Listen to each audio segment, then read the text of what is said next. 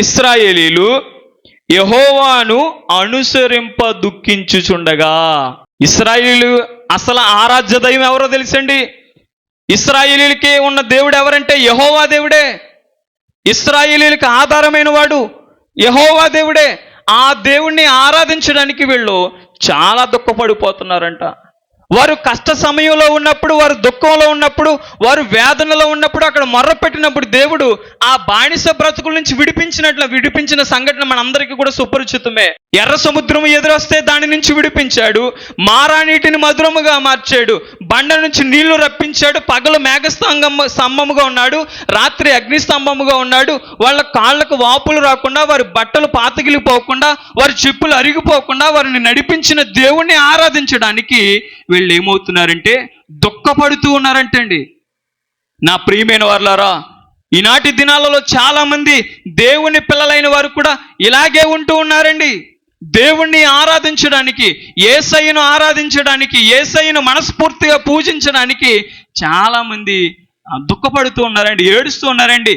ఎప్పుడు చూడండి, ఎప్పుడు ప్రార్థనలేనండి. మంగళవారం ప్రార్థన, ఏదో 7 వారాల ప్రార్థన, కృతజ్ఞతా ప్రార్థన, శుక్రవారం ప్రార్థన, ఆదివారం ప్రార్థన, ఎప్పుడు చూసినా ప్రార్థన అంటారు. మీకంటే అదే ప్రార్థనలు కాబట్టి మీరు చేస్తారు, మాకు ఇంకే పనులు ఉండవండి. ఇలా మాట్లాడేవారు లేరా? దేవుని మందిరానికి వస్తే, యేసు ప్రభు దగ్గరికి వస్తే మందు తాగకూడదండి, యేసు ప్రభు దగ్గరికి వస్తే సిగరెట్లు తాగకూడదండి, యేసు ప్రభు దగ్గరికి వస్తే అక్రమ సంబంధాలు నడిపించకూడదంట కదండి. అందుకనే మేము ఎక్కడికి రావట్లేదంటే యేసు ప్రభు దగ్గరికి రావట్లేదండి. యేసు ప్రభు దగ్గరికి వస్తేనంటండి వాళ్ళు ఉన్నారు, ఆ కులం వాళ్ళు ఉన్నారు కదండి, వాళ్ళతో మాట్లాడాలంట, వాళ్ళతో షేక్ హ్యాండ్ తీసుకోవాలంట, వాళ్ళతో కలిసి మాట్లాడాలంట, వాళ్ళతో పాటు భోజనాలు చేయాలంట. అలా లేరండి చాలామంది.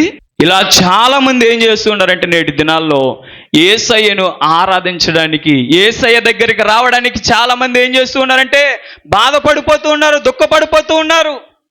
అలాగని వాళ్ళ గురించి పక్కన పెడితే మనలో చాలామంది కూడా ఏం చేస్తూ ఉన్నారంటే దేవుణ్ణి ఆరాధించడానికి కూడా చాలామంది బాధపడిపోతున్నారండి. మన కష్ట సమయంలో, మన దుఃఖ సమయంలో, మన ఇబ్బంది సమయంలో, మన నష్ట సమయంలో మనం ప్రార్థన చేసినప్పుడు దేవుడు మనం విడిపించిన సంఘటనలు బోలెడన్ని ఉన్నాయి. లేచి నిలబడి సాక్ష్యాలు చెప్పండి అంటే గంటలు కొద్దీ సాక్ష్యాలు చెబుతారు. అలాంటిది అమ్మా ఈ వారం అంతా ప్రార్థనలు ఉన్నాయమ్మంటే ఏమి వెళ్తామండి? ఏ ప్రార్థనలకు వెళ్తాం? ఒక ప్రార్థనకి వెళ్తాం, 2 ప్రార్థనలకు వెళ్తాం. వారం అంతా ఏమి వెళ్తామండి? మాకు ఖాళీ ఉండొద్దండి, మేము ఉదయం అంతా పని చేసుకుని వస్తున్నామండి, అలసిపోతున్నామండి. పాస్టర్ గారికి ఏం పని ఉంది, వాళ్ళకి అదే డ్యూటీ కాబట్టి వాళ్ళు పెట్టుకుంటారు అని చెప్పేసి చాలామంది ఏం చేస్తారంటే ఇలా మాట్లాడతారండి. ఆ ప్రియమైన వారులారా, నువ్వేదో పెద్ద భక్తిపరుడు అనుకోకు. ఇలాంటి మాట నీ మనసు అంటూ వచ్చిందంటే నువ్వు కూడా అందులో లెక్కే. ఏ లెక్క? భక్తిహీనుల్లోనే లెక్క. దేవుణ్ణి ఆరాధించడానికి మనం అసలు దుఃఖపడకూడదండి. దేవుణ్ణి ఆరాధించడానికి మనం అసలు జడియకూడదు. అయ్యో దేవుడు నాకు ఒక మంచి సమయాన్ని ఇచ్చాడు, నేను దేవుని యొక్క మాటలు వినడానికి, ఆయనతో సహవాసము చేయడానికి నాకు మరొక సమయం అందించబడింది. రేపు ఉదయకాల సమయంలో ప్రార్థన ఉంది, రేపు రాత్రికాల సమయంలో ప్రార్థన ఉందంట. అయ్యో దేవుడు నాకు మంచి అవకాశం ఇచ్చాడే, ఆయన మాటలు వినడానికి, ఆయన సన్నిధిలో పాటలు పాడడానికి, ఆయన సన్నిధిలో ప్రార్థనలు చేయడానికి దేవుడు నాకు మంచి అవకాశం ఇచ్చాడని సంతోషంతో రావాలే తప్పించి ఏం ప్రార్థన అండి, ఏం వెళ్తామండి, ఇంట్లో పనులు అవ్వలేదండి అని మనం మనసులో అనుకుని మానేసిన సేమ్ ఇలా ఏం చేస్తున్నారంట, యెహోవాను అనుసరించడానికి దుఃఖపడుతూ ఉన్నారంట. నా ప్రియమైన వారులారా, మనం ఎట్టి పరిస్థితుల్లోనూ కూడా ఆ విధముగా ఉండకూడదని లేఖనం సెలవిస్తుంది.